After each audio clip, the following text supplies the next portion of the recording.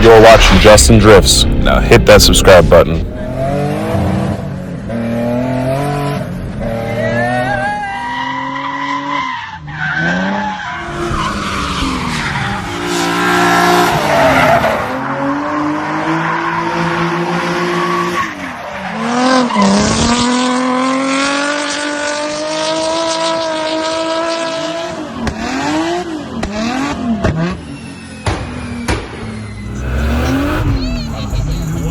Guys, welcome back for another video. So today we're going to dive back into the IS. Got a new heater over here. This thing works flawless, and it's much quieter, so I can actually talk and it's not going to be like blowing and gushing. So that sucks, but we're back in business. Garage is warm as shit. We've had better weather, and yesterday I went to GLD, which is our local track. It's pretty much like an OSW, but like smaller scale, and met up with some long time YouTube friends. We've been talking for right around 6 years, Josh and Isaiah, and they're from Texas. You guys might have remembered them from 3 Motion Garage. They no longer have the channel. Josh kind of does his own thing now, but met with them. Josh has been here for like a year or two now, up in Wisconsin, and Isaiah moved up here not too long ago, but it's been 5 years in the making, and it was so awesome to meet those guys. Absolutely killer time. We went to Red Robin, had a couple beers, had some amazing food. We all didn't want to move when we were done, and we went drifting. So, not I, but Josh and Isaiah. So it's actually a drift car. It's actually pretty much identical to this one here, but that one's not his. That's one of our buddies here at the garage. But I think it was amazing. I'll include some videos here in a second.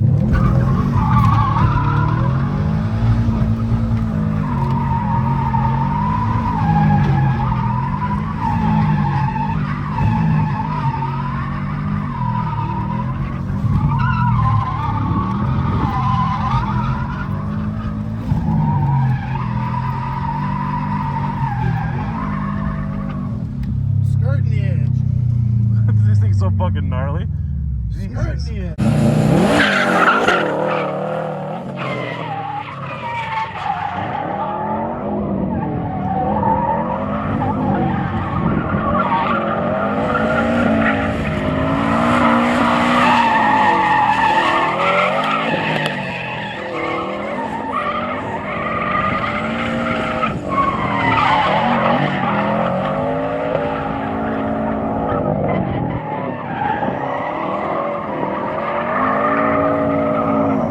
But that car fucking shreds. Needs maybe an angle kit, or knuckles or some sort, a little drift button, little things, but it fucking shreds. And it scared the living shit out of me because I have never been top of third on entry, and I I stopped recording. It was really funny. I stopped recording during the video because I've never been in third like that. That track has always been very small. Same thing with like US Air. I've never been in a third gear entry situation. So take some balls. So yeah, definitely wasn't ready for that. And anyways, let's get into the car, see what we're doing, what we're up to. All right, so if you notice, we're missing a little something here. We're missing a compressor housing, which can only mean one thing. We are sending it out to our buddies over at T51R Mods. So we're gonna get T51R Mod on there for all the cool turbo sounds. And then we were talking before about the cover that's gonna cover the coils. Now Dodo Performance, or whatever their name is, makes one, but I don't like it. It's too small, too chintzy, it looks like a cheese grater. Just not a fan of it. So I've decided to reach out to our friends over at FMS, and they have a option for guys that have like a little cover on top of there if they're not running the IGN 1As, and it's cool, but I feel like it could have been better. So I reached out to them. He's gonna make me a custom one.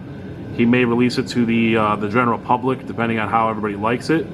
So it's gonna fill in that gap that's right here, and it's also going to cover all of the coil packs there. and it's gonna cut right along this area here, so it'll be full aluminum all the way back. It's got side vents and nothing on the top, just because I didn't want to have the vents on the top. I think they look kind of cheesy, kind of weird. So you still want to have some vent for the coil, but it's gonna look sick. I'm just debating if I want to do the purple, so I make like the whole valve cover area purple, or if I want to do like a satin black to match the cover and just have that as the center section, because it's gonna cover from here all the way to the back, and it's gonna go in the section here, come across this whole area all the way back, and then back to the center section. I'll include the pictures that we were working on that he sent me, but I think it's really gonna transform the look of this engine bay, because I hate the stock crossover look. Like $800 for some stock covers is absurd, and then $1,000 plus for a billet. I don't have any big sponsors. I'm just, you know, some 29-year-old kid doing it in his garage and making deal with what I have. So I'm not gonna spend all that money when I could spend that money on angle kits, tires, more power, things that actually matter, as opposed to aesthetics. So that's where we're at. We also got one with the burnt tip, so it's gonna be a single exit exhaust. So I got the axle back section.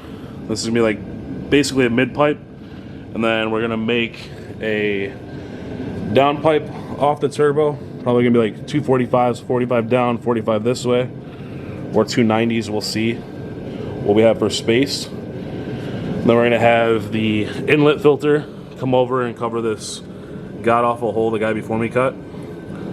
And then obviously we'll have the compressor is gonna go down along the frame rail out through here to the intercooler. This one's gonna make a tight 90 down. I ended up shaving where the fans are, so all that's right here is normally part of the fan shroud. So I cut off basically a whole half section there. So we should be able to put a nice little 2.5 pipe down through there, maybe 3. We'll see. And then that'll come down over on this side, come across into the intercooler. I did order the treadstone. That should be here hopefully soon. And then catch can, we're gonna run 2 90s to 290s. And it's gonna sit right over there where the ECU, sorry, where the old battery box used to be. But yeah, since I've been running this thing, it's all fucking dirty because all the soot from the exhaust is going straight that way right now because there's no downpipe. But yeah, had it fired up. We were running it and noticed that I had a small coolant leak. So right here where the elbow is, this guy is leaking. So I gotta get a new thermostat gasket. Might as well just replace the whole thermostat while I'm in there because I never ran it on this. So we'll replace that. Other thing is I need to add power steering. Haven't done that yet. And, well, it's ran, but no fluid, so I gotta add fluid. Brakes are bled, clutch is bled. Everything else is pretty much sorted. And we almost are ready for our fabrication date, coming up here very shortly. Ended up stopping at the old Harbor Freight.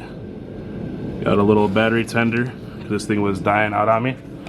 So now, we're going to flip off this switch, and we're good to go. So now I can just sit there and charge. Battery's disconnected. Call it a day. Still undecided on what I want to do with these. Keep, sell, paint, keep white, go bronze, silver, gunmetal, undecided. That fender needs some work though. What the fuck? And then I noticed I'm missing a rain guard on this side. All the other ones are fine. I don't want to buy a new one. I'm missing one on here, and it looks stupid. That banner's sick though. But yeah, that's probably gonna wrap it up for today, guys. This one hit hard. This one hit very hard, guys. I took somebody's word and went about it full force, and that's where we're at.